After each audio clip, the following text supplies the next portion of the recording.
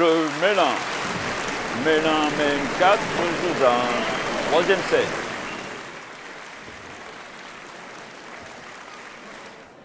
Aujourd'hui, j'ai un peu le bourdon. Je suis même triste. Parce que le temps a encore fait une victime. Le temps, c'est encore plus diabolique que le spectre. Le temps, c'est une organisation mondiale secrète qui t'efface sans pitié.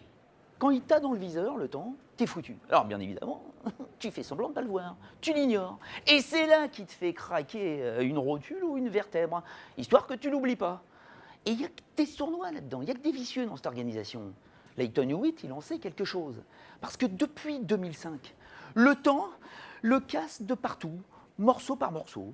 Le pied, la hanche, les épaules. Mais Lleyton Hewitt, il est toujours resté debout, jusqu'à aujourd'hui.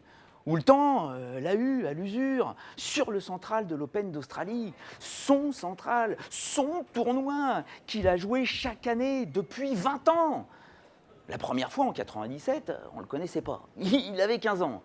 À ça, pour mouliner du jarret, il moulinait du jarret. C'était du Tex Avery, avec son physique de coton-tige. Mais il avait un mental. Ça irradiait, ça transpirait par tous les pores de la peau. Une volonté de rebelle à te faire passer Daniel Craig pour une couille molle. Et ça n'a pas loupé. 2 ans plus tard, en 99, il gagne la Coupe Davis contre la France, merci Lleyton. En 2001, il va gagner son premier tournoi du Grand Chelem à l'US Open avant d'aller remporter le Masters, ce qui va faire de lui, à 20 ans, le plus jeune numéro 1 mondial de l'histoire du tennis. Incroyable. Et puis, 6 mois plus tard, en 2002, il continue, il va gagner Wimbledon, sans faire une seule fois un enchaînement service-volé, avant d'aller remporter son deuxième Masters d'affilée. En 2003, il se remporte une autre Coupe Davis, et en 2004, il aligne 2 finales, celle de l'US Open et celle du Masters, avant d'en atteindre une troisième, la plus importante de sa carrière, en janvier 2005, la finale de l'Open d'Australie, son grand chelem. Il gagne le premier set 6 jeux à 1, encore 2 sets, 2 petits sets. Mais c'est Marat Safin qui va lui briser son rêve, qui va lui voler son rêve.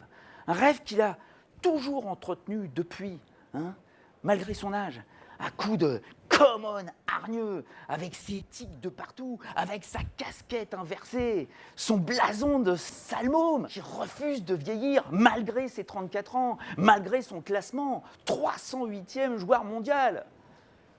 Mais le temps l'a rattrapé. Le temps gagne tout le temps. Mais il y a une chose que le temps ne lui prendra pas, c'est sa passion pour ce sport. Come on, Lleyton. Au plaisir de te revoir dès le mois de mars, avec tes nouveaux habits, ceux de capitaine de l'équipe australienne de Coupe Davis. À bientôt, champion. Reprise.